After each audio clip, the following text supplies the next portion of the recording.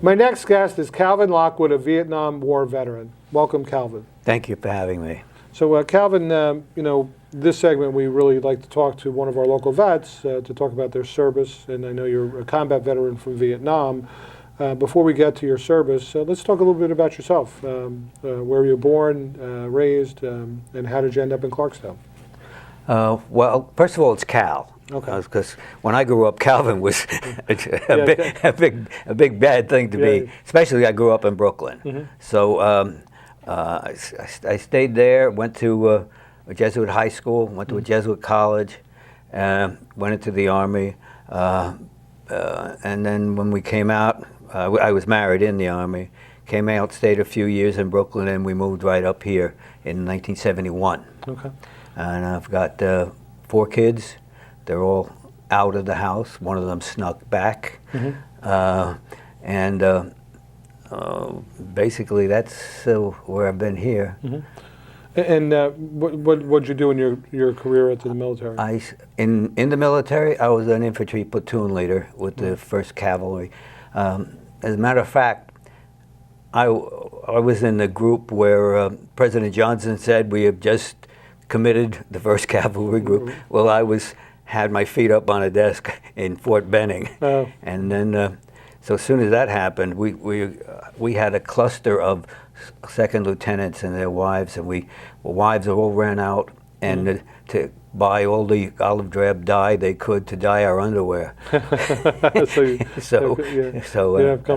Comfortable there. But before we get into your service, so after the military, what was your career? What did you do? I went into advertising. Mm-hmm. I started in Ted Bates, which is now some other company. They've just gone through, and I spent some 20-odd years in advertising.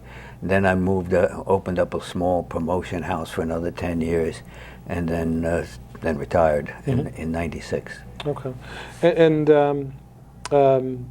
let's talk now about your service in Vietnam. So, were you drafted? Did you volunteer?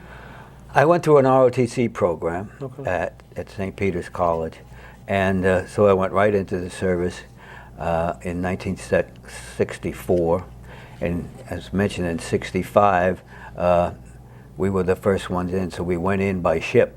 Mm-hmm. And we left Charleston. It took 30 days to get to Vietnam. And a little story, we pulled into Queen Anne Harbor, and we were given all these battle plans. Plan A will do this, and Plan B will do that. And we got into these LSTs, and all I could think of was The Longest Day was a popular movie then, you know. Mm-hmm.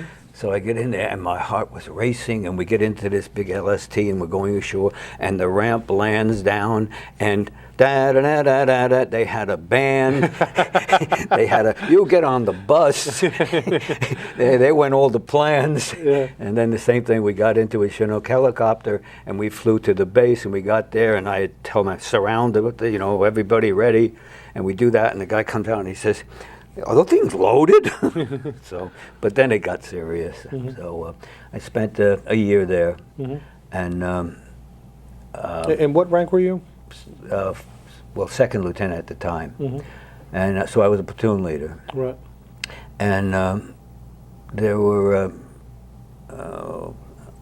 we would do a lot of patrolling, and the other thing was we were told that the VC wore black pajamas. Well, everybody in Vietnam wore black pajamas, so that was nowhere to go. But the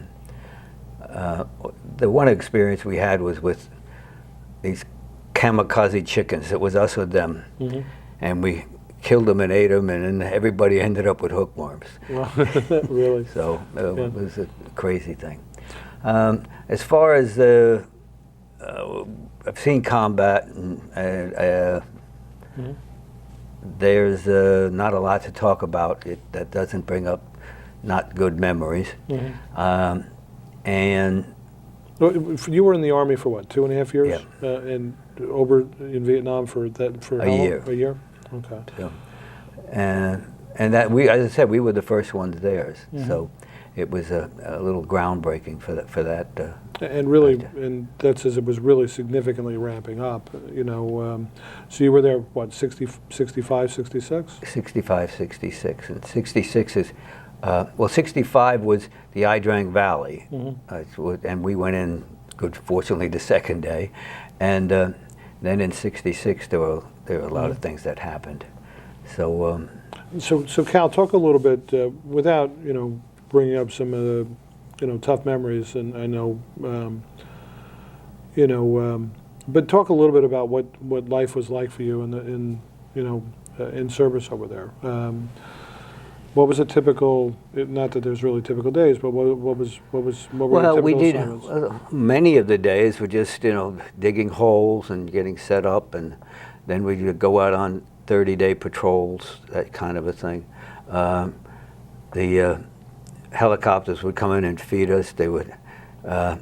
We had hamburgers, which we called Gainsburgers, and we had beef stew, which we called Gravy Train, and things like that. A little aside is when I had my R&R, they sent me to Hong Kong, and I got there and they said, you have to go to the President's Hotel because you're going to get your suits made. They're going to do terrific.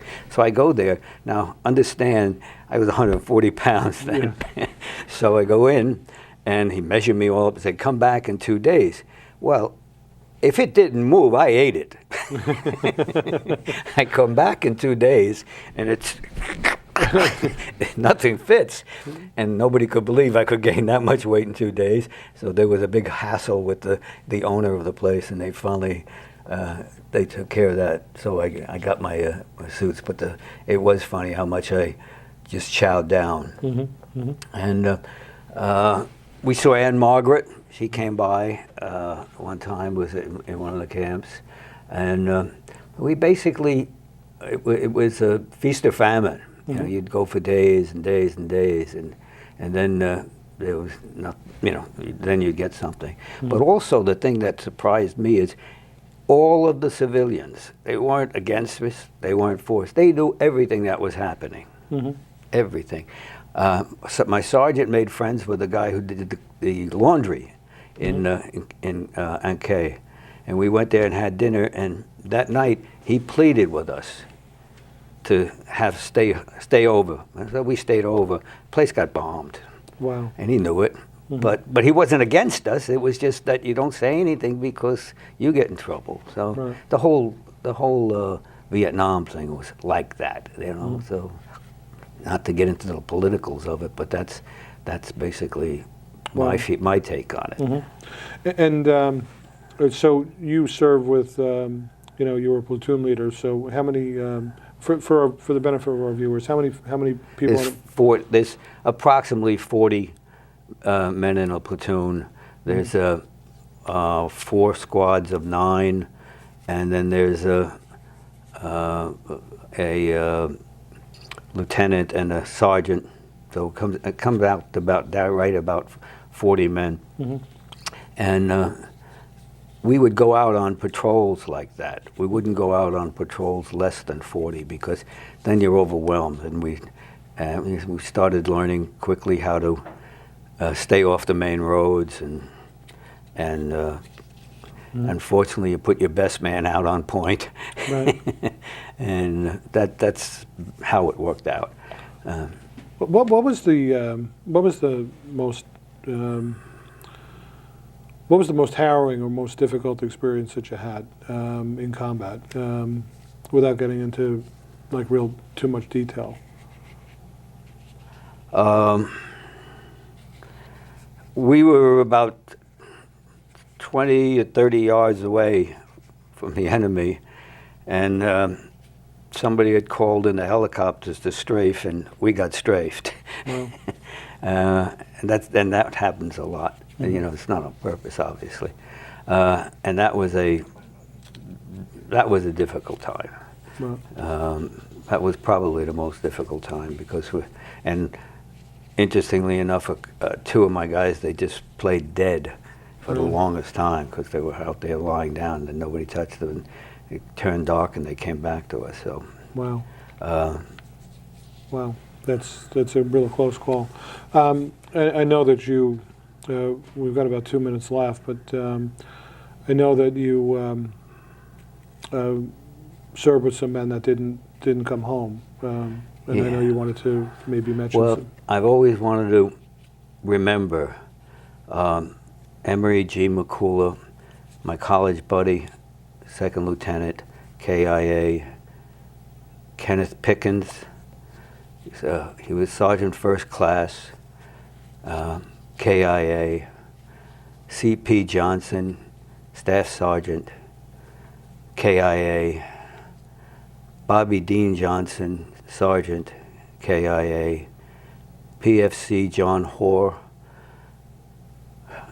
KIA, PFC Jimmy Tamino, KIA, and Jimmy Tamino on day of a deployment was told he didn't have to go because he took a certain medicine, and he said, "No, I want to go." So they're in my memory. Mm-hmm. That's it. Well, for anybody that's paid the ultimate sacrifice for our country, and we remember those men, and we remember them in our hearts and in our prayers. Cal, I think that the purpose of this veteran segment is really to recognize that a veteran, on each show, to kind of give our residents a flavor of what their service is like. And we've had combat veterans, we've had veterans from Vietnam, from Korea, from World War II, from Operation Enduring Freedom, Desert Storm, and what have you. I know that your service, and when we talk with each of these vets, I don't think there's been a vet that's been on, man or woman, that we've had on the show, that when I thank them, that they don't come back and say, well, really, it's, I was just doing my job. And I know that's probably what you're going to say, you were just doing your job, but you put yourself in harm's way for us, and I want to thank you for your service and your service to our country. And certainly, I want to thank you for remembering those men that gave their lives, that you served with.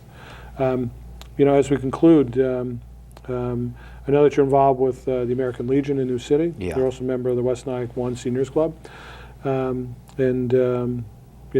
Happily retired here and living in our town. So what are some of the things that you do in the American Legion?